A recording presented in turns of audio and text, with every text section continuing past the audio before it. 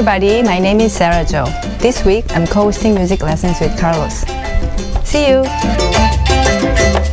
Welcome everybody to another music lesson webinar with Carlos.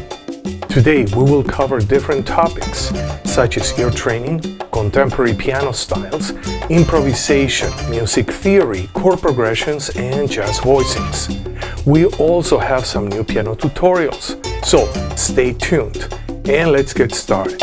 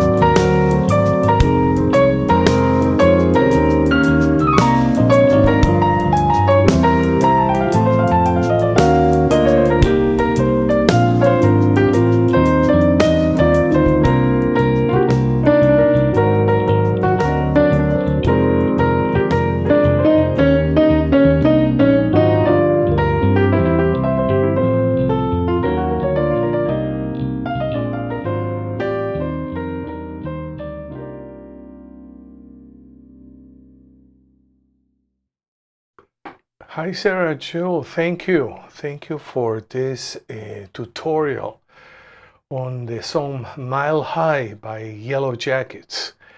And Sarah happened to have been a student of Russ Ferrante, you know, when she was a student at, back in Hollywood. Okay, so now, now we are going to work on our material. It's a lot of things that I want to do today. Okay, triad qualities, yeah, but now we're going to go deeper into triad qualities, yeah. So should we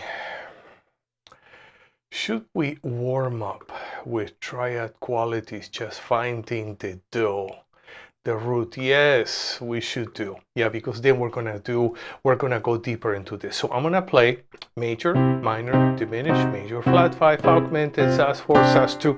I'm gonna be changing keys, and you are gonna hear the chord and you're gonna sing the do for me. Do, and then we're gonna check. Yeah, not this fast. So, and why don't we start B flat? You're gonna sing do, do, C sharp minor. You're gonna sing do, do. Let's go to G diminished, and you're gonna sing do, do. And let's go to B major flat 5. And you're gonna sing do. Let's sing do. Do, the root of the chord. Now let's go to E flat augmented. And we're gonna sing the root. Do. Okay, my student Hiram, welcome. Welcome. Hiram, I was very late because I was falling behind. I wanted to get my curriculum for today, and you know, I just was really behind, and I thought that it was better to get my act together, my curriculum, everything I want to do today, and start late, and maybe I'm just gonna leave the video, yeah, for everybody to see. Okay, let's do another augmented triad. Let's go to B. We're gonna sing do. Do, and let's go to E flat sus4. When I sing do, do, and let's go to G sus2. I'm just going through different keys at random. We're gonna sing do, do. Okay, this is a nice warm-up, and actually this is a wonderful practice you should try to do every day. And I wanna do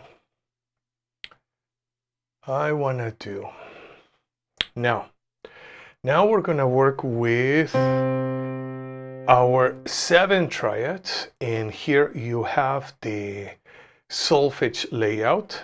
Yeah, so first we're gonna just do one pass in the key of C. Then we're gonna start moving on and changing keys and changing even the chord sequence, which is what we should do. Okay, so let's start with C. We're gonna play the root always. Do, mi, sol. We could stay in the, yeah, let's just stay in the key of C, one pass, but then we're gonna change keys. Okay, minor. Do, mi, sol. Diminished. Do, mi, se. Major flat 5. Do, mi, se. Augmented. Do, mi, si. Sus4. Do, fa, sol.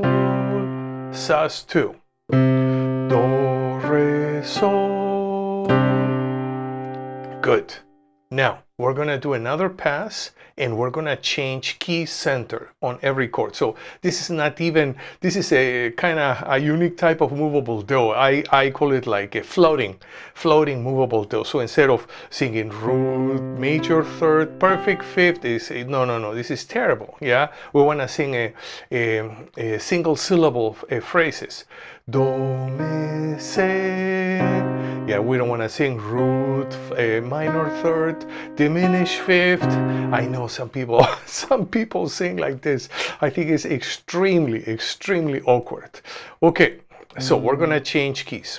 Okay, we're gonna start with E flat, major. Do, mi, sol. Now we're gonna go to minor, and let's go to B. Do, mi, sol.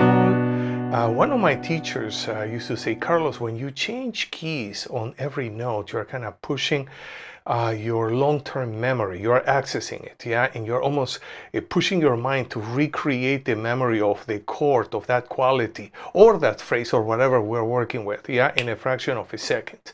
Yeah, so that's my purpose. Yeah, that's my intent. Let's go to diminished quality, C sharp. Do, mi, se, and E flat 5. Do, mi, se. Augmented, which key? Let's go to A flat. Yeah, so we always want to play, of course, the root so that we have you know, we can hear the rest of the chord. A flat, augmented, do, mi, si. Let's go to D, Sus4, do, fa, sol, and one last one. Let's do G flat, Sus2, do, re, sol. Okay, and I want to do one more thing. So how about now, this is the same thing, but I just put a lot of different information. I just wanted to change the chord sequence. So instead of going major, minor, diminished, flat 5, yeah, and that kind of is going to get against our development, yeah. So I just change it, yeah, and so we have a minor, augmented, diminished, major, Sus2, flat 5, Sus4, and we're going to change, yeah, on every key. And we're going to use this pattern, which is here, do, sol, mi, sol, or root 5, 3, 5. And we're just going to change the melody according to the chord quality. Okay, this is a little bit more advanced. That's why I wanted to leave it for the end. So we're going to go like this. Do, sol, mi, sol. Then we go to another key, maybe A, augmented. Do, si, mi, si. Maybe we should play the chord at the end. And then moving. Yeah, so we're going to use this pattern. Okay, here we go. Let's start with C sharp minor. So we always play the root. And we're going to play the pattern. Do, sol, mi, sol. Now the next one. Here we have augmented. Let's go to an A augmented. Do, si, mi, si. Now let's go to the third one, diminished. Let's go to D diminished. And do, se, mi, se. And let's go to G major. Now we have a major triad. Let's play G. Do, sol, mi, sol. And we have a Sus2. Let's go to B flat. Do, sol, re, sol. And let's move on. We have a major flat 5. How about D flat? Do, se, mi, se. And one last one. Let's go to Sus4 on E. Do, sol, fa, sol. Okay, I just want to recap this practice because actually it came out really nice. So even before we did this, let me see something here. Before we did this, we were finding the do against all the 7 triads, yeah? And of course, we can go and find the third, which can be major third, minor third, fourth, or second. Now we can expand it. We can find the fifth eventually. It can be perfect fifth, augmented fifth, diminished fifth. Yeah, but in this case, we're just warming up with a root or do. Then we just went through all the 7 triads, yeah, and we just stay in the key of C. That's it. And then the next step, we did the same, but we were changing key centers, And then the last part was, okay, now we are going through all the 7 triads, we're changing key centers, we're using this pattern, Yeah, that is number 4. And we're having a different chord sequence. Okay, so yeah, have fun with the video. Yeah, this is actually really, really nice practice. Okay, Hiram, I hope you're enjoying my class, even though it's late. Okay, something else I want to do. I want to do some melodic stuff. And some of my students were asking me about chord scale theory, and that's what we're going to do. We're going to do chord scale theory, but before that, I want to do my scales. Yeah, we're going to do DIADS. Yeah, so here we have a DIAD in C. We're going to just play it, and we can call it do, re, mi, re. Okay, together. Yeah. 3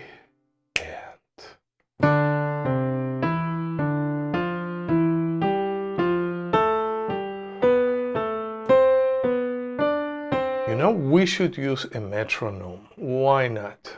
I have my metronome here. So why don't we use it? And we're going to go kind of slow. How about 64? Yeah, so because then we're going to take this and we're going to do something very interesting. So first, yeah, let's just work in C. 3 and.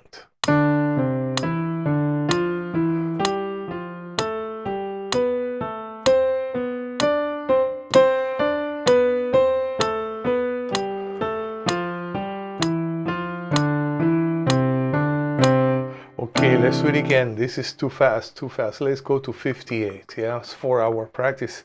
58 would be better. 2, 3, and.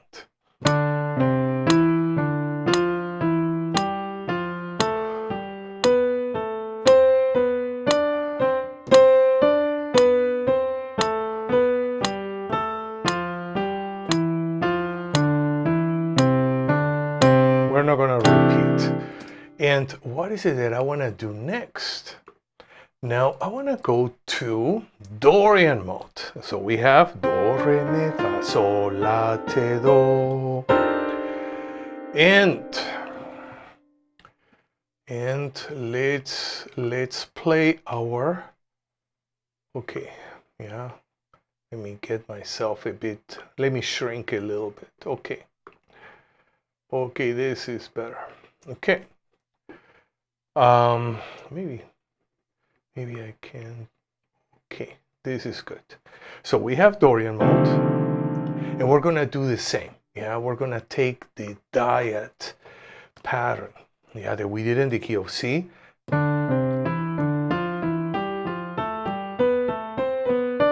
Descending.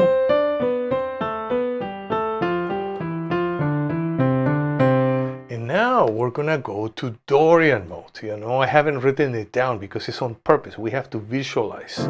Yeah, we're gonna visualize. So very slowly. I'm gonna go here. Re, do, mi, re, fa, sol, fa, la, sol, te, la, do, te, re, do. Descending. Do, re, te, do, la, te, sol, la, fa, sol, mi, fa, re, mi, do, re, do. And now with our metronome, I'm going to go even slower. Yeah, I'm going to go to 56. Here we go. 2, 3, and.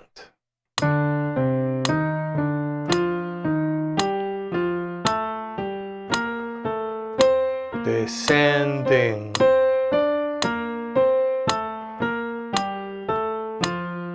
Let's do it again. Let's play again. One segment. Re, do, mi, re, fa, mi.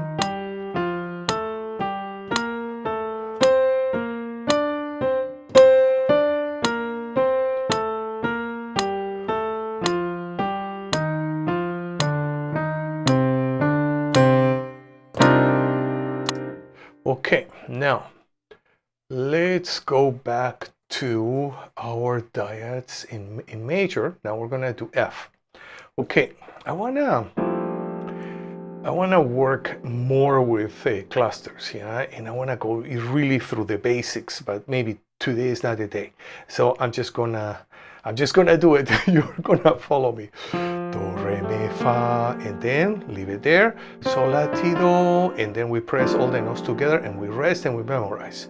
Then we kind of have the scale inside of our mind. And now we're gonna work with the same pattern but in F. And then we're gonna move to F Dorian. 1, 2, 3, and.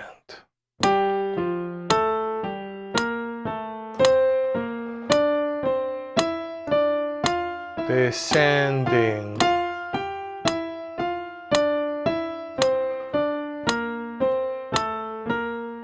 Here, let's do it again.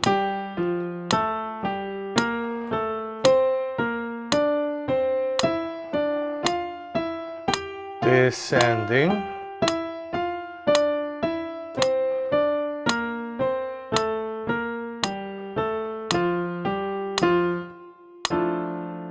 Okay, and now let's move on to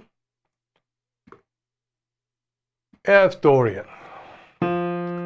F Dorian, so we have a Do, Re, Mi, Fa, flat 3, Sol, La, Ti, Do, so we have a flat 3, Mi, and a flat 7, Ti. Yeah, and we're gonna do kind of the same pattern.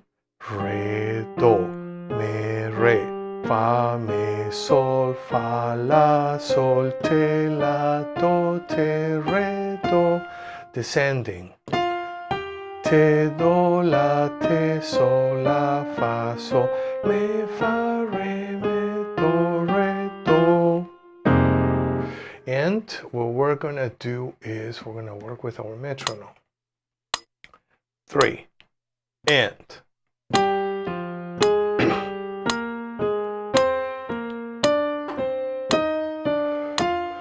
Descending.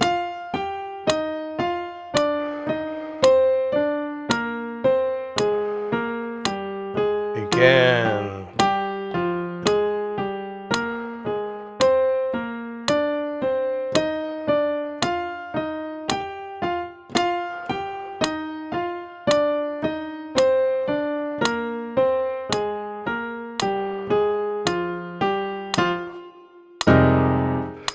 Good. Actually, we should do this major just to establish a key, and then we can go to altered, local natural 9, Lydian flat 7, symmetrical dominant, whatever. Yeah, and then we can work going back and forth. This is a wonderful practice. At least it's one of my favorite ones. Okay. So now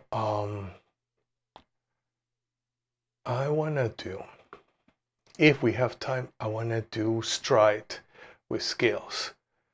But we may not have time.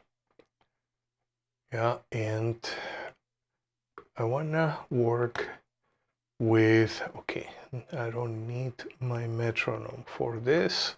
Okay, I wanna do a crash course in an overview of chord scale harmony. Some of my students were asking me, yeah, about this. It's gonna be a nice refresher. Yeah, for those who already have some understanding of chord scale harmony. So let me start. Chord scale harmony, as far as I know. Yeah, this is just as far as I know. Kind of, it was developed in the mid 20th century. Some people say it was developed by Berkeley scholars, and some people even say no, it was even before that by a classical composer, Schillinger. Yeah, and Schillinger then he developed this system, and he had a little music school in Boston, and it was called the Schillinger House. Yeah, and one of his students, Lee Burke, yeah, I think purchased his business and hired all the teachers and continue the work of his teacher, Lee Burke, Berkeley. So chord scale harmony. Okay, so those of you like myself, yeah, who study traditional harmony, boy, yeah, one of these days, I always talk about my teachers, and one of my first teachers was my uncle, classical composer Edgar Valcárcel. You know, he is a super famous classical composer in Peru. He studied with Oliver Messiaen, with Ginastera, with Aaron Copland, yeah, so, and he happened to be my uncle. Yeah, and I was 11 years old, and I used to go to his house, and he had, okay, Carlos, sit there in the kitchen, and he used to give me homework to do. So I was just doing my 4-part, getting my 4-part harmony, my species contrapoint. Can you imagine? I even don't remember anything, but I did that for a few years with him. Okay, anyways, yeah, those of you who study 4-part harmony, yeah, we know in traditional harmony, we have our soprano, alto, bass, and tenor. And there is a point of view, the composers have, which is to try to get the maximum amount of independence of all those 4 voices while you create your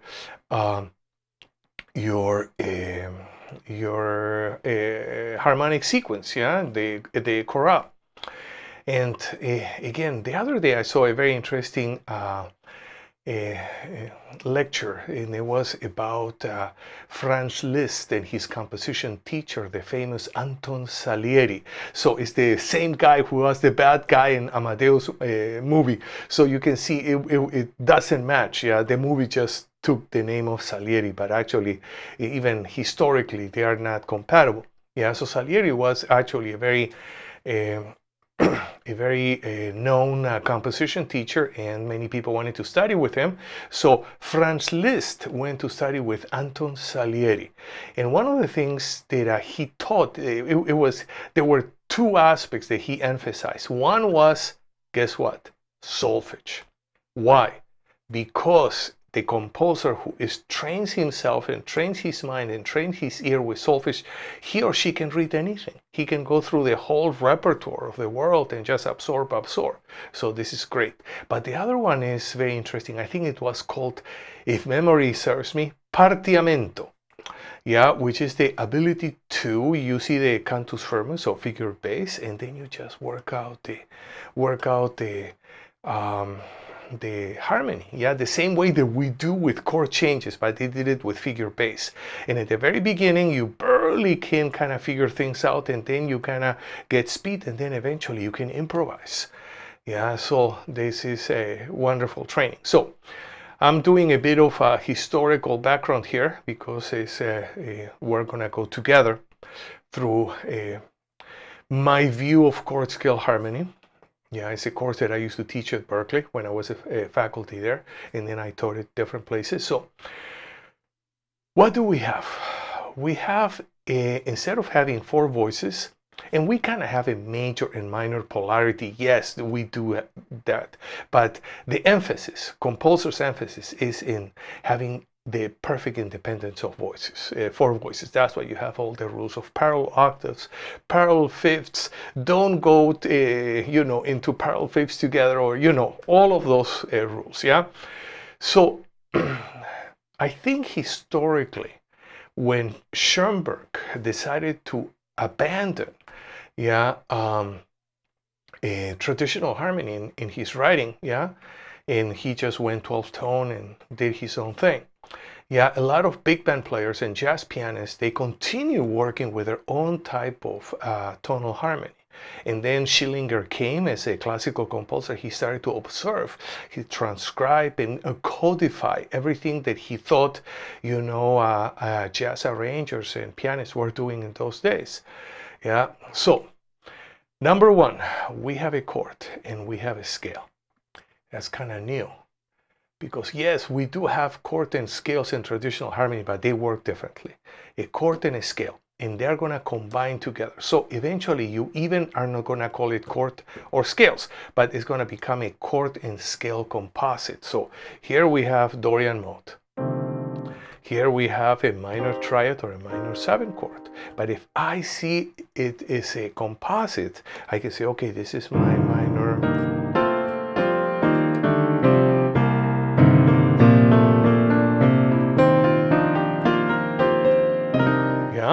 You can actually improvise over that concept of having a chord and scale, a composite. And then when we have that chord and scale pairing, as now we call it, we're going to have 2 types of notes. We're going to end up having chord tones and non-chord tones. I'm going to do things a bit more evident. We're going to use a C major scale, do, re, mi, fa, sol, la, ti, do. Chord tones, root 3, 5, 7. Non-chord tones, we have the 9. I'm gonna use the Berkeley terminology, not 2. Here in Los Angeles, everybody calls it 2. But back in Boston, everybody, we call it 9. Okay, but then I'm gonna make my point why that is. 9, okay, or 2, 4, and 6, or 9, 4, and 13. And why would that be? Non-chord tones, they can be harmonically stable or unstable. Yeah? Stable, like a 9. Or like a 13th. See, even just with language, you analyze on the fly. Yeah, this is the beauty of the work the Berkeley scholars have done. Yeah, and then unstable. Yeah, I know at Berkeley they call it avoid notes. I don't like that term. Yeah, I don't like unstable. It's much better. Yeah, because then I can use it in a different way, more like a passing tone or melodically, or I can figure it out how to use it. Yeah, so we have stable notes, unstable. Why unstable? Because of the famous flat 9 interval. Yeah, and it's very obvious. And can you imagine? Yeah, now that it's so obvious in piano, can you imagine if I have here a trombone and I have here a tenor sax? So, you know, it's gonna sound really harsh. Yeah, so which is the type of instrumentation composers were having in those days. Okay, so unstable. And this is the beauty. Stable chords. We, for the first time, are going to start exploring with 5-note voicings, not just 4, 5 notes.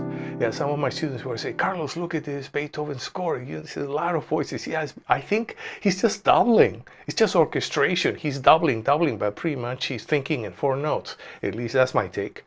Yeah, but now we're really going to work with 5 notes, true 5 notes, 6 notes, 7 notes, and sometimes even 8 notes with the famous diminished chord a la Duke Ellington. Wow, 8 notes. Yeah. Okay, so that's one way. And the other way is that we're gonna keep, and this is very important actually. Yeah, we're gonna keep using 4 notes.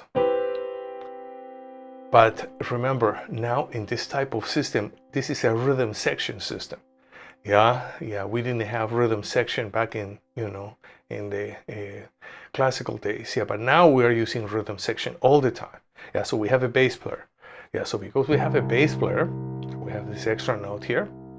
Then we're going to be able to substitute notes, inclusively the root. If we didn't have a bass player, we couldn't move our root around, otherwise everything collapses. Yeah, and we're going to change. Yeah, we're going to change a chord tone for a non-chord tone. We're going to substitute.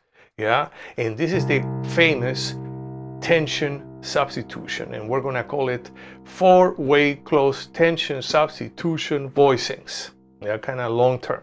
Yeah, or sometimes I just call it TS, tension substitutions. Yeah, and we can substitute the root, the 3, the 5, and even the 7. Yeah, and sometimes no. Okay, and I'm going to continue with my lecture. And now, nope, not this. This, my tension substitution chart. You know, when I was teaching this class, I was saying, can I write a chart with all the possibilities of tension substitution that exist within every conceivable scale that I can get my hands on? Yes. Okay, so here we have. I'm going to leave this video. This is actually very, very useful. We have chord tones, this symbol, they substitute each other. Yeah, here you have the extensions. Oh, by the way, extensions. Even in maybe the Romantic period, you know, composers for the first time started to work with the 9s, the 11s, maybe the 13s. Yeah, and I think since they were still thinking in a 4-part harmony system, sometimes they were putting the the extension or the 9th or 11th or 13th on the upper voice. I think that's my take. Yeah, I'm not 100% sure, but I think I'm very close. Okay, so nevertheless, yeah, then in the big band era, yeah, and you have, well, like Duke Ellington, then you have those 9s anywhere, you just move them even in the bottom part of the voicing, as long as the voices don't clash too much with each other, you can actually do that, yeah.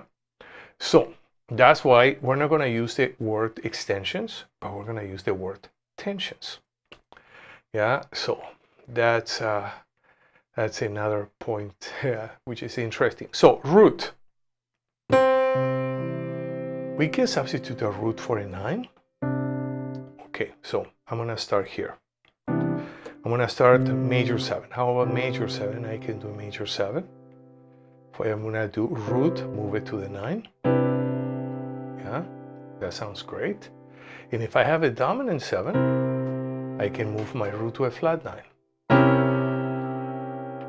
I can move my root to a sharp 9. It's better if I'm in first inversion. Yeah, it sounds is okay. My dominant chord, I'm gonna move my root to a flat 9. So that will be called flat 9 for root. I'm gonna move my root to the sharp 9.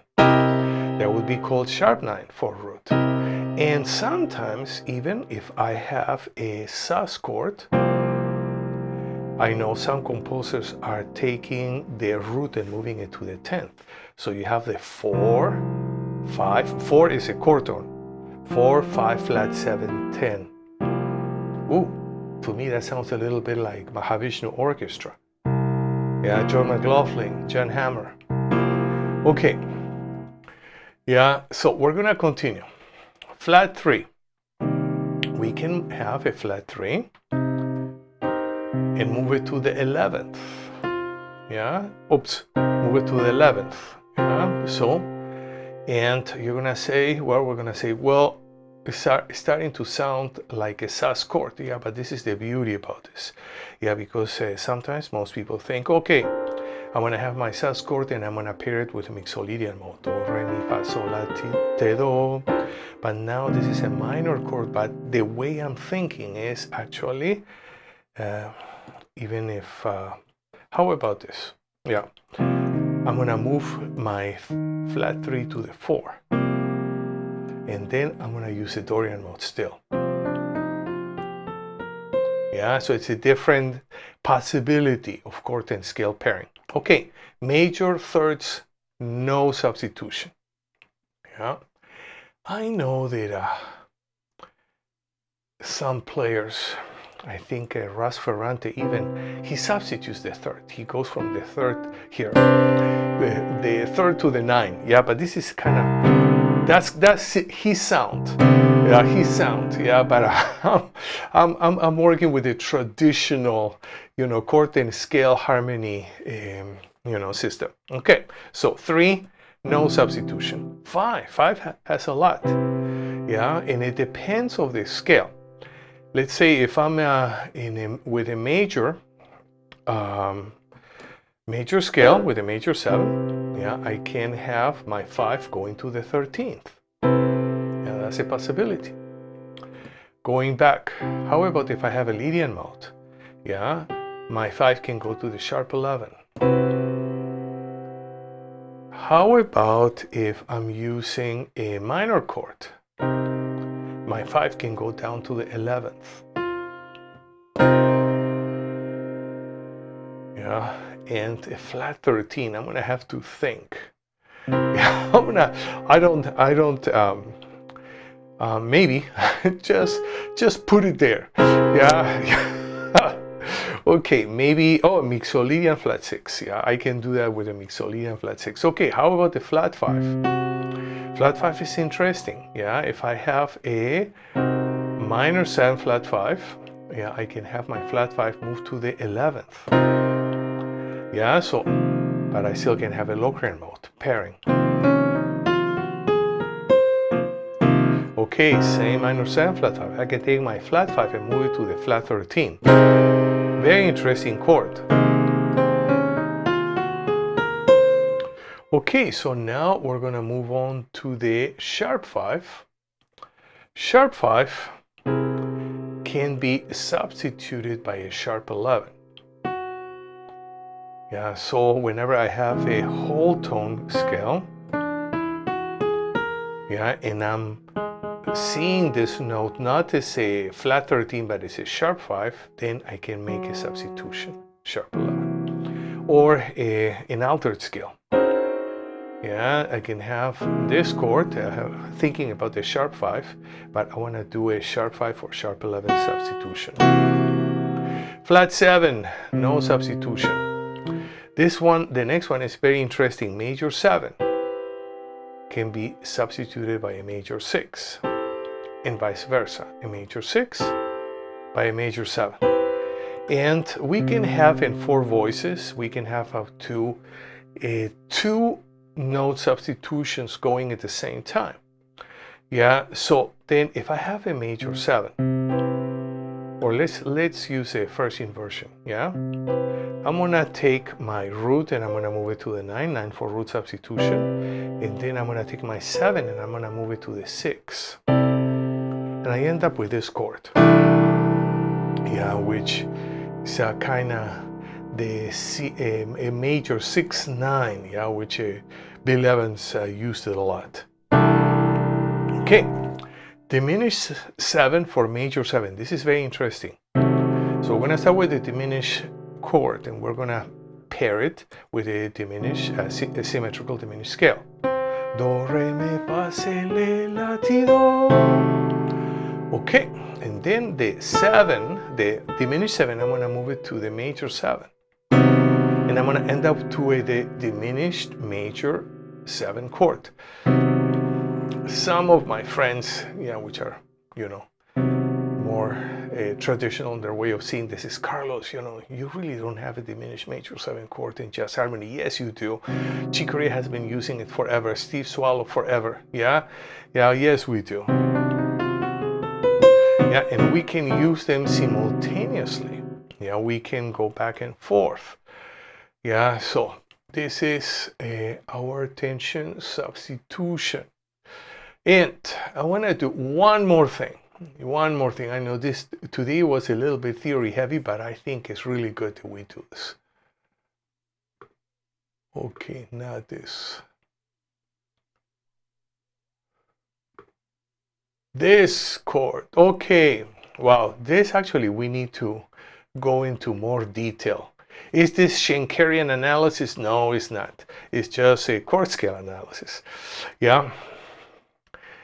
I remember I took a Schenkerian analysis class when I was in New England Conservatory and I was falling asleep. And I used to remember before my class, I used to go to the corner and get my Cuban coffee just to, you know, be sure that I didn't fall asleep, but I still fall asleep. Okay, now this is terrible. You know, Schenkerian analysis is a wonderful, wonderful technique for analysis, you know, and Heinrich Schenker, he has he not only analyzed traditional, you know, common time practice, but I think he even analyzed some Charlie Parker solos, you know, everything with his system, yeah? And that's about what I remember, because I don't remember too much, yeah, because I didn't pay attention. So, here we go. The notes in red are the available tensions, or the stable non-chord tones. And the note in black, yeah, P4, passing tone 4, that's according to the Berklee terminology, the avoid note, or according to the way my terminology, the unstable note, P4. And then we had that bracket, minor second. Why the minor second? Because if you see in the how they come up with the avoid note or the unstable note is using the flat 9 interval between the extension and the previous chord tone. So we have an F, yeah, and if I put the F up an octave, I'm gonna have a flat 9 interval between the F and the E, between the 4th and the 3. Yeah, so that's and that creates an unstable element. Yeah, so I cannot use my 4 as harmony if I'm using that system. Yeah, but I can use my 9, I can use my 13, and I even can use my tension substitutions. Yeah. Okay, and guess what? Here we're gonna just see how it works out. We have a triad, we have a major 7, then we have a 9, and here we have a 9 and a 13th. Yeah, I'm using the 9 and 13th. I'm using the available notes. And now we're gonna go to another route. We're gonna have a triad. We're gonna add the 6, and we're gonna have add the 9. So we're gonna have the 6-9 chord. Yeah, that's how we can see them. I don't think I'm gonna have time to do this, otherwise it's gonna be super heavy. But this is something I used to do when I was teaching at Cornell, in the Cornell School of Contemporary Music. I used to have this little pattern. Okay, so that means, you know, we don't have too much screen space, but let's say that we memorize. Okay, we have a 9 for root, and we have a 13. They can go substitute to the 5 or can substitute to the 7. Yeah, and then we have all the possibilities here. We're gonna start in root position. Yeah, so we have root, next 9 for root, next 13 for 5, next 6 for 7. We said that we can have 2 substitutions per 4 notes. We can have 9 for root, 13 for 5. Re, mi, la, ti. And then the Bill Evans favorite, re, mi, sol, la. Yeah, so and we do that then in root position, second, 13 version, in all 12 keys. And then when we feel comfortable, then we move on and we can go to every chord and scale pairing that we can get our hands on. Yeah, and so this is a wonderful practice. So let's say we're in E flat, we're gonna go E flat.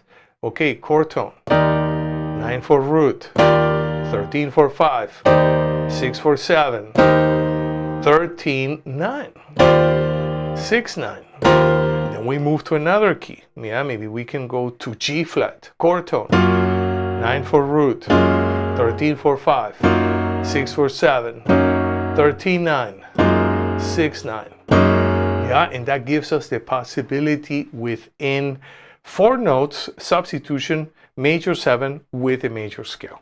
Yeah, which we have it here. And then of course we do this in first inversion, and we do this in second inversion, and we do this in third inversion, and we go through all 12 keys. Yeah, and become proficient. Yeah, just become proficient. And then that's gonna completely, in my opinion, yeah, it just changed the way I see my voicings, the way I work with orchestration. I can see possibilities. Yeah, and you're gonna find out it's very interesting. Chord scale pairings are gonna give you very interesting possibilities that when you hear it, you say, wow, you know, not too many people are using those possibilities. Okay, this is it. This is it for theory. Otherwise, I'm gonna get complaints. Okay, now I wanna do something else.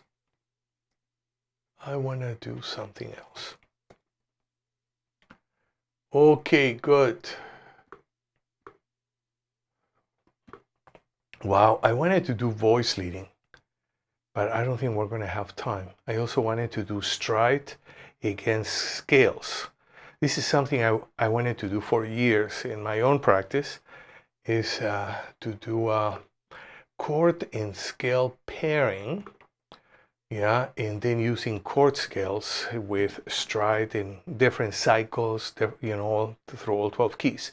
But this is actually super, super cool. We have what we call, Sera Jo always tell me the sunny chord progression, because she's more into production and works a lot with songwriters. Yeah, and says, Carlos, look, you know, this is the sunny chord progression here in this song, in this song, in this song, in this song, in this song. So we're in the key of A minor. Okay, just doing a minor cluster, yeah, natural minor. So we have 1, and then we have a 2, 5 of the flat 6. Okay, so we're in A minor again. So we have root, and then we have a flat 6, and that's diatonic to the key. Yeah, we have an A minor, F major, they are diatonic. And then we have a 2, 5 going back to the 1, and that repeats again. So we have a 1, 2, 5 of the, let's see, I'm doing my tension substitution here, 9 for 1. Yeah, a flat 6, and then I have my 2, 5 back to 1. And I have my 2, 5 to the flat 6, 2 minor 7, flat 5, 5, 7 flat 9, back to the 1. Then I'm gonna go to the dominant of the flat 6, the 5, 7 of flat 6, flat 6 major. Then I have, what is this B flat?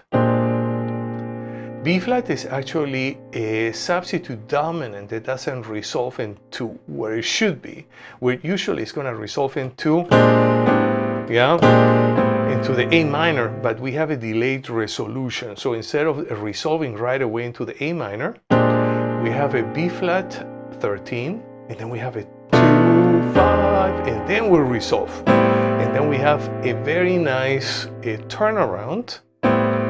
Yeah, we have the dominant 7. We have another, we turn the flat 6 into another dominant. Okay, so how, oops. Okay, and how can we see it?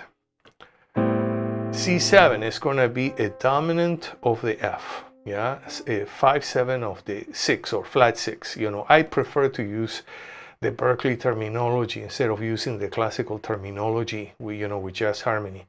It's a little bit awkward to me. Yeah, so flat 6. Yeah, 1 minor, dominant 7 of the flat 6, but the flat 6 now is a dominant 7. It's a substitute dominant that resolves into the 5. So we have 1, 5, 7 of 6, sub 5 of 5, resolving to the 5 and going back to the 1. Okay, now, all of that said, and now I want to play this in different styles. First, we're going to go kind of a smooth style. 2, 3, and...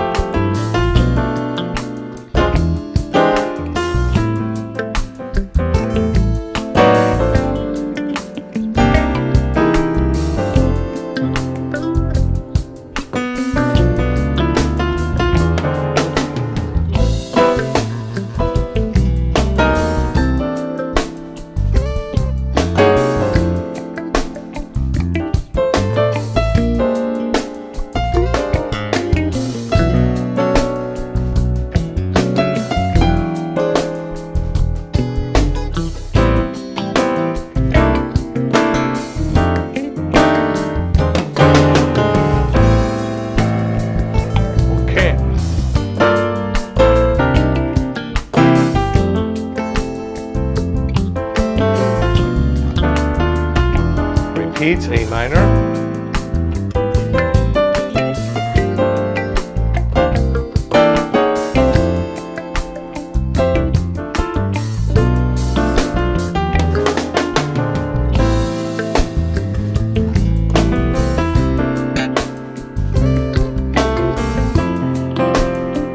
B flat 13. Now minor 11 is nice.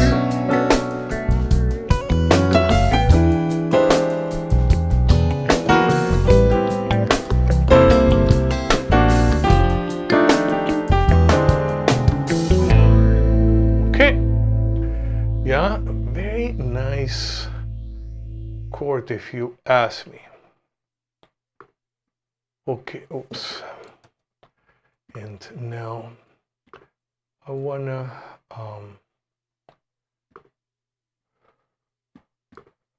want to work now with a different style. Okay, where did I put it? I put it here. Okay, found it. Yeah, that was kind of a smooth, smooth groove. And now we're going to do the same, but we're going to play in a bossa nova style. Yeah. So same chord progression. Yeah, and I like our technology here. Yeah, so you can watch in two ways, how the type of voicings that I'm going to be using. And we're going to do kind of a bossa, a 140. Yeah, so it's quite a bit of a difference. 2, 3, and...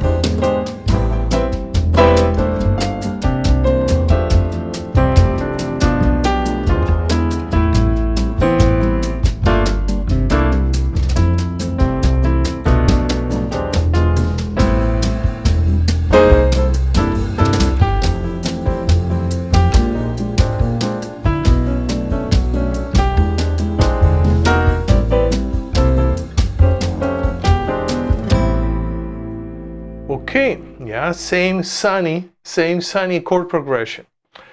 Okay, and now we're going to do something cool. How about if now we're going to take it into kind of salsa style? So we're going to do a montuno, 2-3 clave.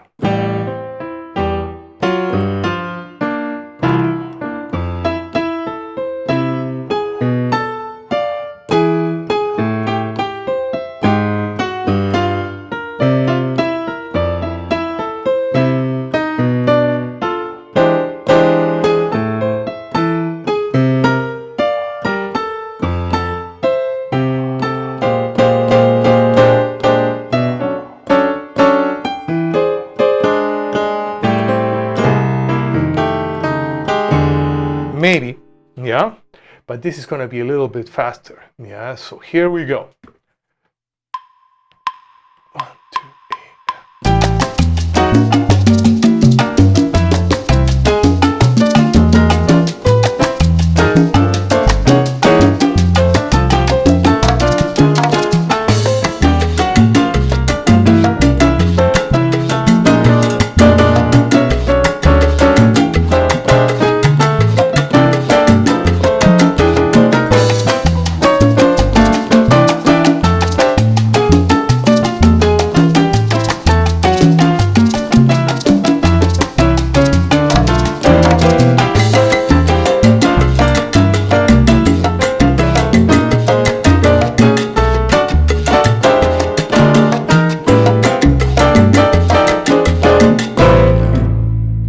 Okay, sunny chord progression. Yeah, so we can go into neo soul, we can go into, straight ahead bebop, yeah, and do many things. Yeah, so then the next step is you're gonna explore and start improvising.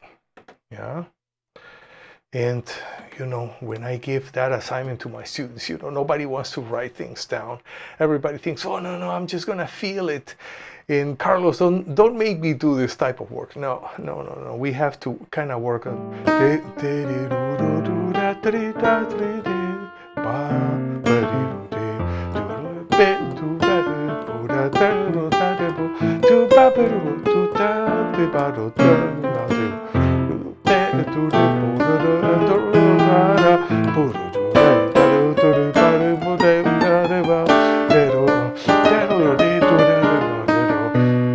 We can find so many cool ideas, yeah, and then just work them out little by little. Okay, that's it. That's it for today. So I enjoyed my class. I always enjoy teaching. Yeah, you can see. Yeah, sometimes I have to organize myself to get the curriculum that I want to do that week. Yeah, and I think today was was very solid. Okay, I'll see you then next week, same time, yeah, same channel. And Hiram, it was great to see you here joining us, and I'll see everybody next week.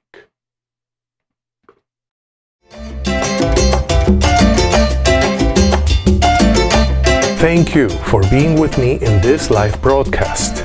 We covered a lot of material, and we're going to continue to do so in our next class.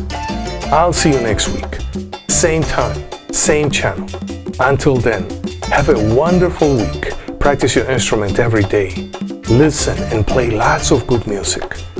See you next week.